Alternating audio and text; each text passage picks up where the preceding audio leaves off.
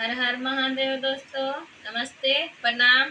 जो भी हमसे हमारे बड़े लोग देख रहे हैं सभी लोगों को चरण स्पर्श कर रही हूँ।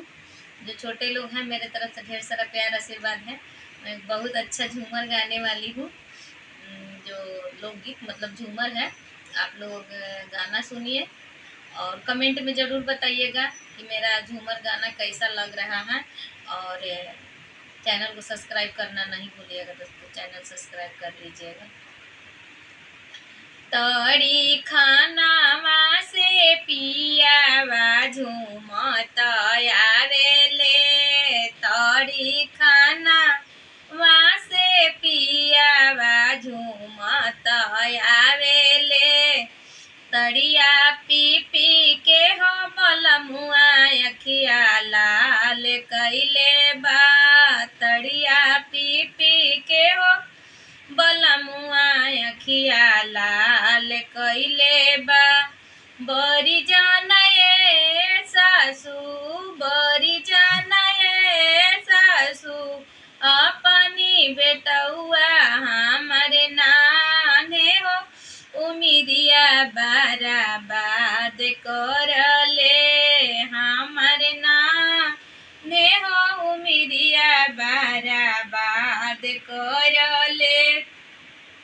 कैसे में बरजी बहुआ, कैसे में बरजी बहुआ, अपना बेटौआ तोहरे सुंदर हो सुरतिया जीवा के काल कैले बा। तोहरे सुंदर हो सुरतिया जीवा के काल कैले बा।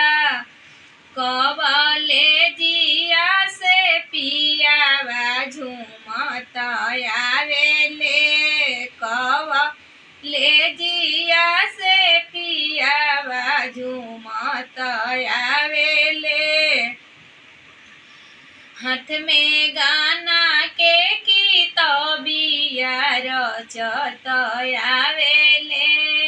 हाथ में गाना के किताबिया रचत आवेले। मुख पे डाल के रुमालिया हंसत आवेले। बड़ी जी नये सासू, बड़ी जी नये सासू, अपनी बेटौआ हमारे नाने हो। उमिरिया बराबाद करेले हमारे नाने हो। उमिरिया बराबाद करले। कैसे में बरजी बहू, कैसे में बरजी बहू, अपनी बेटौआ तोहरे सुंदर हो सुरतिया जीव के काल करेले।